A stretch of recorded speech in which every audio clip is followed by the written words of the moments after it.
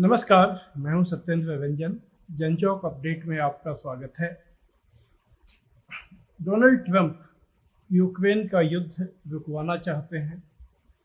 अपनी ये इच्छा तो राष्ट्रपति पद संभालने के काफ़ी पहले से वो जताते रहे हैं। जब वो राष्ट्रपति नहीं थे तब उनका दावा था कि जिस दिन वो व्हाइट हाउस में जाएंगे उस दिन एक फ़ोन कॉल से वो इस युद्ध को ख़त्म करवा देंगे और ये फ़ोन कॉल व्लादिमीर पुतिन को वो करेंगे, जो रूस के राष्ट्रपति हैं। उन्हें बने हुए 4 महीने से ज़्यादा समय हो चुका है, लेकिन अभी तक उन्हें इस मकसद में कामयाबी मिली नहीं है। तो अपने इस मकसद को अंजाम तक पहुंचाने के लिए उन्होंने सीधे पुतिन से सचमुच बात करने का मन बनाया, फैसला किया, घोषणा की पहले कि वे सोमवार 19 मई को पुतिन के साथ फ़ोन पर बातचीत करेंगे और ये बातचीत कल हुई। इस बातचीत से ठीक पहले तुर्की के शहर इस्तांबुल में यूक्रेन और रूस के प्रतिनिधिमंडल मिले थे। उनके बीच बात तो ज़्यादा कुछ जो बुनियादी मुद्दे हैं इस लड़ाई के, उस पर तो कोई ज़्यादा प्रगति हुई नहीं। हाँ, एक सहमति जरूर बनी कि दोनों देश एक दूसरे के 1,000 युद्धबंदियों को रिहा कर देंगे।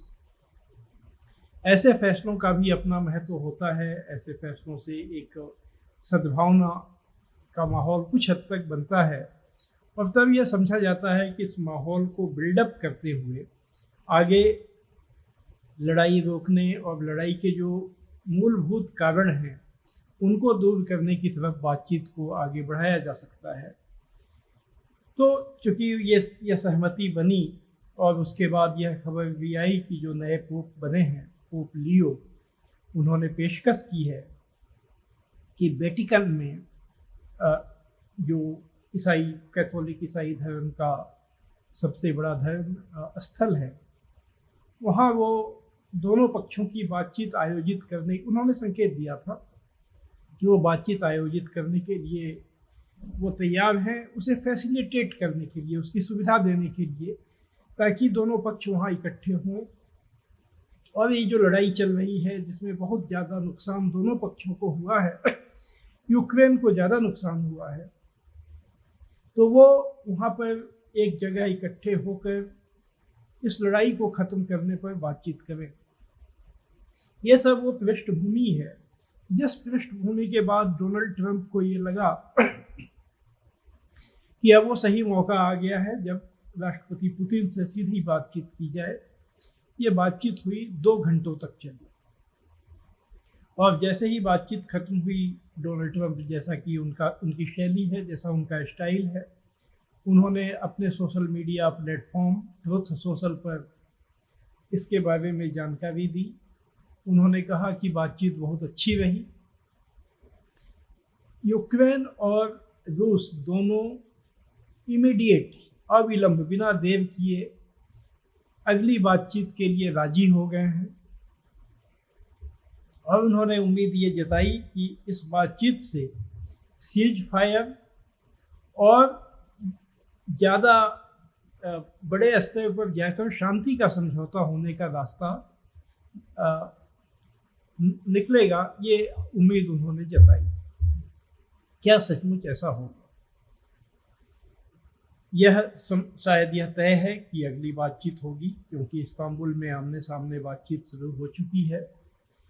लेकिन इस्तांबुल में क्या हुआ था? इस्तांबुल में जब दोनों देशों के डेलीगेशन आए, उनमें आमने सामने बातचीत हुई, तो रूस की जो बुनियादी शर्तें हैं इस लड़ाई को ख़त्म करने के लिए, उस पर यूक्रेन थोड़ा भी सहमत नहीं था। यूक्रेन की पूरी कोशिश सिर्फ ये है, अभी भी और इस्तांबुल में भी थी, कि रूस 30 दिन यानी 1 महीने के सीज फायर पे लड़ाई रोकने पर राजी हो जाए।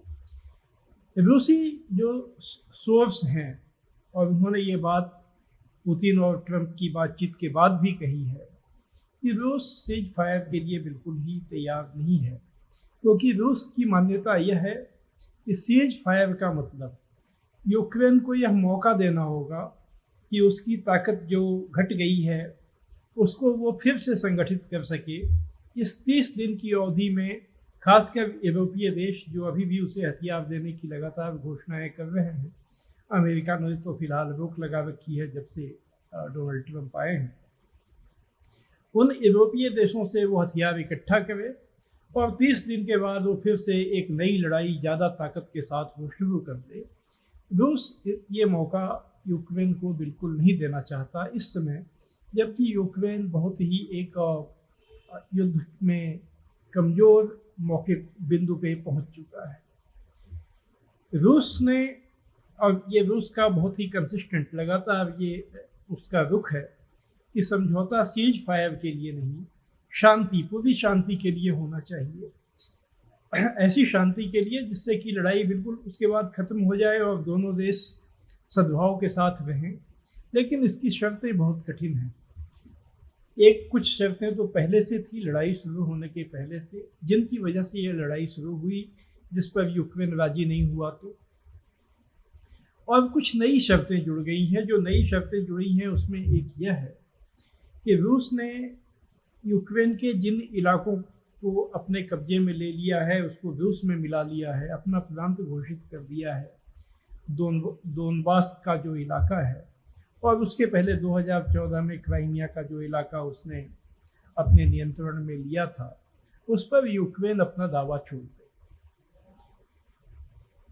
और दूसरी बात उसकी शर्त है जो पहले से, जो उसकी बुनियादी शर्त है जिसके लिए लड़ाई शुरू हुई थी, कि यूक्रेन ये वादा करे कि वो नेटो, जो अमेरिका के नेतृत्व में पश्चिमी देशों का सैनिक संगठन है और जिसके विस्तार से वो परिस्थितियां बनी जिसकी वजह से व्लादिमीर पुतिन को विशेष सैनिक कार्रवाई के नाम से ये लड़ाई शुरू करनी पड़ी 24 फरवरी 2022 को, तो वह शर्त पर वो अडिग हैं कि यूक्रेन यह वादा करे कि वो नेटो में शामिल नहीं होगा।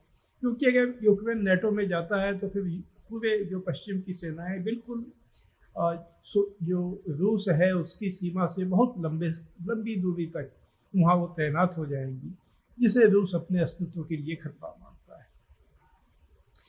उनकी तीसरी मांग ये है कि रूस अपने को एक न्यूट्रल कंट्री घोषित करे, ना वो किसी भी खेमे में नहीं रहेगा, वेस्ट के खेमे में भी नहीं रहेगा। रूस भी उसे यह नहीं कह रहा है कि तुम हमारे खेमे में आ जाओ, लेकिन अपने को न्यूट्रल देश घोषित करो, ये उसकी शर्तें। अब सवाल है कि डोनाल्ड ट्रंप की चाहे जो भी मंशा हो, और उनकी ये मंशा क्यों है, इसको लेकर तमाम तरह के कयास लगाए गए हैं। कुछ उसके ऐसे संकेत भी मौजूद हैं जिनसे उन कयासों की पुष्टि होती है। मसलन वो अमेरिका का ध्यान और पूरे पश्चिम का ध्यान रूस से हटाकर अपनी पूरी ताकत चीन को घेरने पर केंद्रित करना चाहते हैं, और इसलिए रूस यूक्रेन युद्ध को ख़त्म करवाना उनकी प्राथमिकता है। तो उनकी मंशा है कि ये लड़ाई ख़त्म हो। लेकिन सवाल यह है कि यह जो दोनों पक्षों का रुख है उसमें जो एक विरोधाभास है उसको कैसे पाटा जाएगा। यूक्रेन कमज़ोर स्थिति में है, अमेरिका का समर्थन हटने की स्थिति में वो लड़ाई नहीं लड़ सकता है, यह बात सही है। लेकिन फ़िलहाल यूरोपीय देश जर्मनी, फ्रांस, ब्रिटेन और अन्य देशों का समर्थन उसे हासिल है।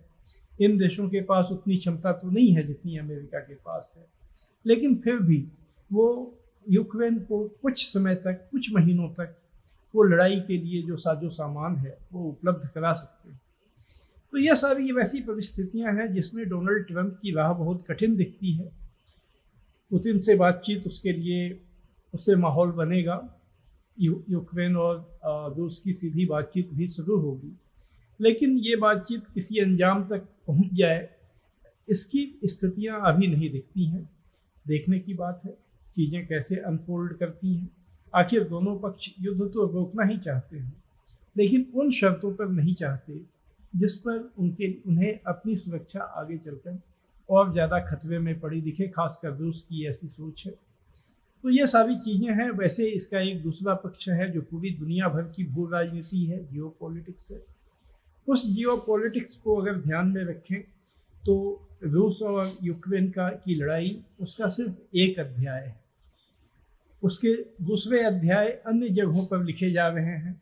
उन अध्यायों से अलग ये इस अध्याय को काट दिया जाए, उसको अलग कर दिया जाए। उस जो एक महाग्रंथ इस समय दुनिया में विश्व शक्ति संतुलन में परिवर्तन का तैयार हो रहा है, उससे ये अपने आप में बहुत मुश्किल काम है, बहुत डिफ़िकल्ट है। ये एक तरह से इतिहास की दिशा को पलटने जैसा है। तो देखते हैं क्या होता है। ट्रंप ने अपनी कोशिश की है, लेकिन उनकी राह कठिन है। आज बस इतना ही। हम फिर आपके पास आएंगे नए अपडेट लेकर। आज आप सबको मेरा नमस्कार।